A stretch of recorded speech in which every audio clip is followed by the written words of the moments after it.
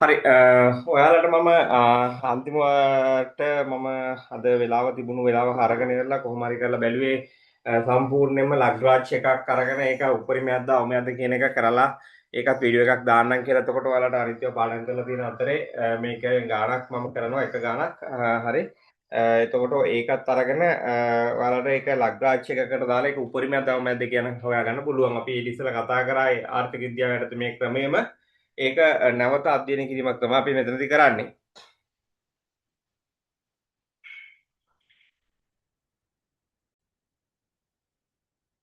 ලියා ගන්න. එක්තරා නිෂ්පාදන ආයතනයක් සතුව පවතින එක්තරා නිෂ්පාදන ආයතනයක සතුව පවතින පිරිවැයශ්‍රිතය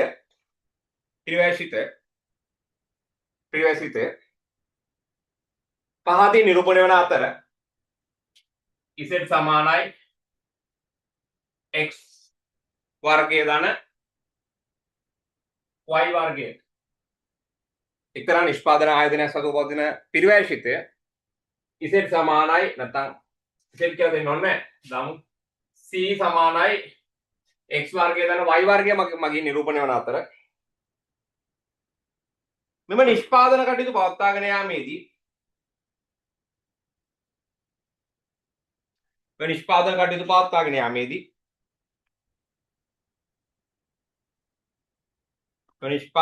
කටයුතු පවත්වාගෙන යාමේදී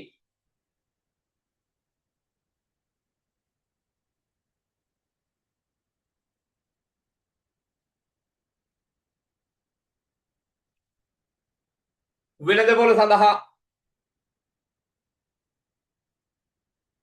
නිපදවා යොමු කර හැකි ප්‍රමාණයන් සම්බන්ධයෙන්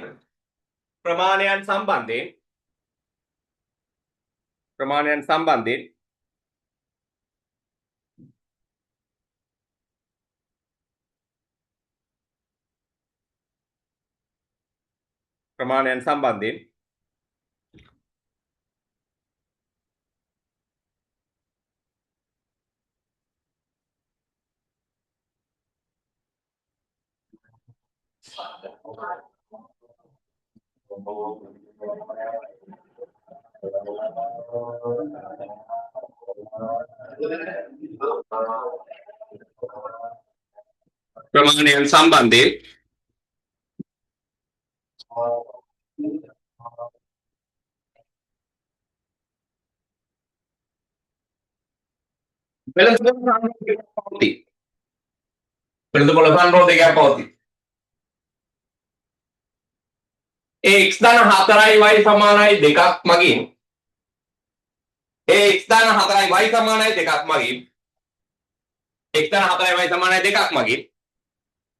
නිරූපණය කරනු ලැබේ.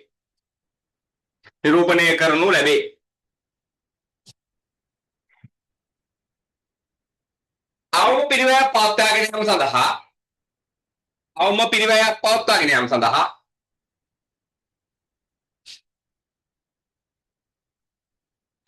පවත්වාගෙන යාම සඳහා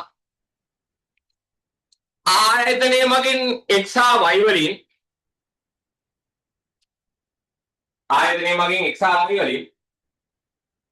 නිෂ්පාදනය කළ යුතු ප්‍රමාණය තීරණය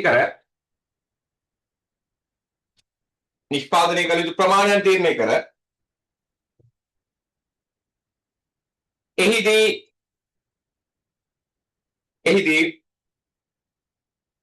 ආයතනයේ පිරිවැය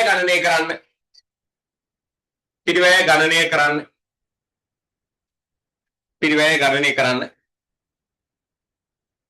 හරියට දන්නවා ලග්‍රාන්ජ් ෆන්ක්ෂන් එක අපි දාමු මෙතනට t සමානයි ෆන්ක්ෂන් එකක් fxy ධන හෝරින ලැම්ඩා හරි ඊගාවට m minus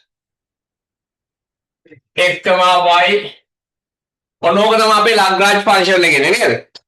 මේක තමයි ලග්‍රාන්ජ් ෆන්ක්ෂන් එක. දැන් ලග්රාජ් ෆන්ක්ෂන් එකට අපි අපේ දන්න තොරතුරු ටික ආයෙ ඉවර මොනවා මේකේ සම්බන්ධයෙන් ගානක් මේ ඉතින් වීඩියෝ එකේ අගටම කරලා තියෙනවා බලන්න ඕන. මේක තමයි අරමුණුසිතේ එන පිරිවැයසිතේ මේක. මේක තමයි සංරෝධකේ.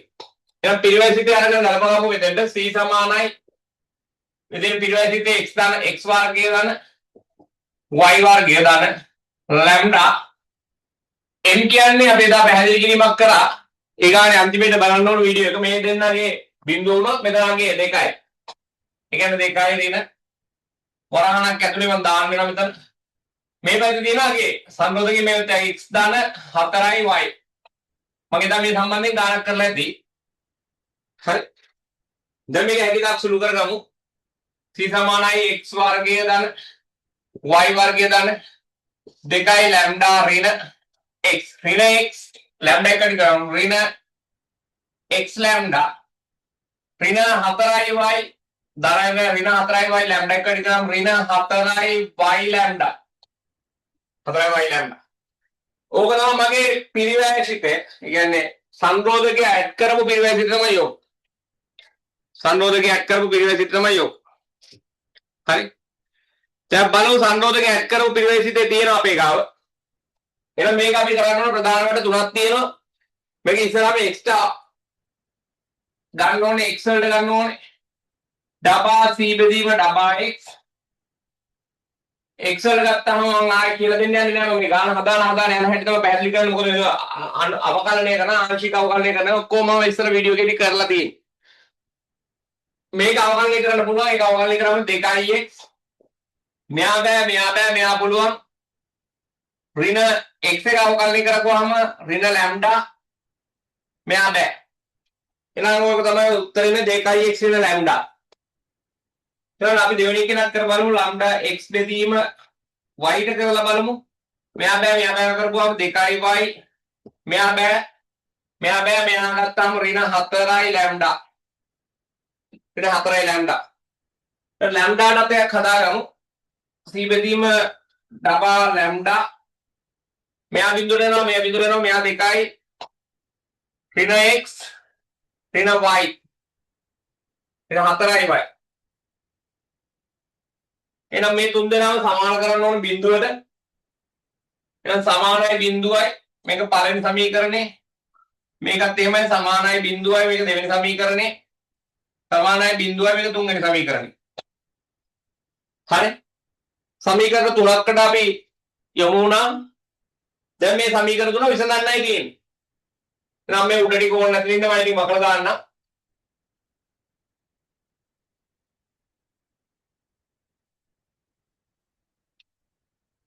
පළවෙනි එකයි දෙවෙනි එකයි ගත්තා. පළවෙනි එකෙන් ගත්තොත් එimhe 2x ඍණ ලැම්ඩා සමානයි බිඳුවයි.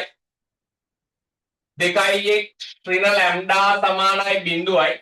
මේක එකෙන් සුළු කරගන්න පුළුවන්. ඇත්තටම ඍණ ලැම්ඩා එහා පැත්තට දැම්මම ලැම්ඩා සමානයි 2x.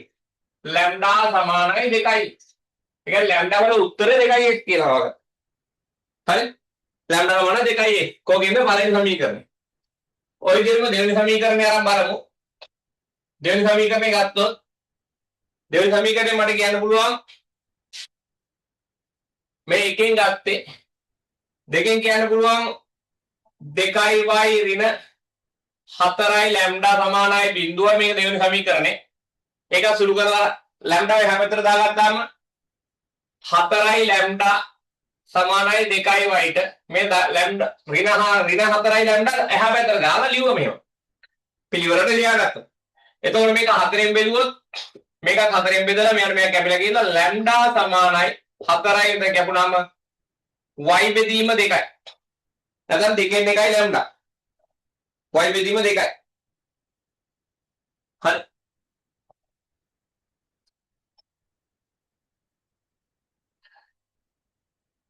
පැහැදිලිද?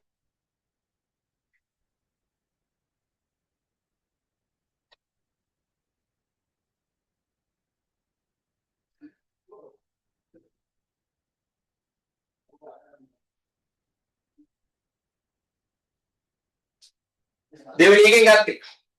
හරි. දැන් එකක් ගත්තා එකෙනුත් ප්‍රොඩක්ට් කරගත්තා දෙකෙන් ගත්තා දෙකක් ප්‍රොඩක්ට් කරා.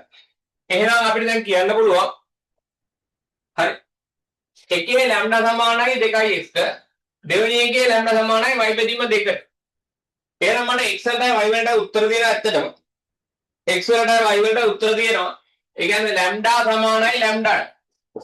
එම නිසා 2x සමානයි y බෙදීම 2යි. y බෙදීම 2යි. එහෙම නේද? y බෙදීම 2යි. දැන් මට කියන්න පුළුවන් ඕනනම් x වලට උත්තරයක් කියන්න පුළුවන් නැත්නම් y වලට උත්තරයක් කියන්න පුළුවන්. y ගත්තොත් එහෙනම් y කියන ගත්තොත් එම හරස් ගුණිතය දාපු ගමන් 4x සමානයි y ට. 4x සමානයි y. එහෙම නේද? ඒ කියන්නේ y කියන ඕන තැනකට 4x කියලා ලියන්න පුළුවන් කියන්නේ. එහෙමනේ 4x සමානයි y කියලා හොයාගන්න. එහෙනම් දැන් මම තුන්වෙනි සමීකරණයට යනවා. මගේ තුන්වෙනි සමීකරණයේ තිබුණු එක මම පිළිවෙලට ලියාගත්තොත් එහෙම එන්නේ ඍණ x ඍණ 4y සමානයි 2යි. හරි. ඒක තියෙන්නේ මෙහෙමයි 2 ඍණ 4 ඍණ x 2 ඍණ x ඍණ 4y සමානයි 0යි. මේක තුන්වෙනි සමීකරණේ. දැන් අපි දන්නවා y සමානයි 4x කියලා. y කියන ඕන තැනකට 4x දාන්න පුළුවන්. එහෙනම් මම මොකද කරන්නේ 2 ඍණ x ඍණ 4 වරහණක් ඇතුලේ 4යි x සමානයි 0යි. අයි y කියන ඕන තැනකට 4x දාන්න පුළුවන්. මෙතන කියනවනේ. එහෙනම් y කියන ඕන තැනකට 4x දැම්මම මට එනවා 2 ඍණ x ඍණ 4යි දැන් 4යි y 8යි නෙමෙයි 4ක් 16යි 16යි x සමානයි 0. දැන් 16ගේ 17යි ධන දෙක එහාට ගියාම ඍණ 2 වෙලා ඍණ 17යි x සමානයි ඍණ 2යි.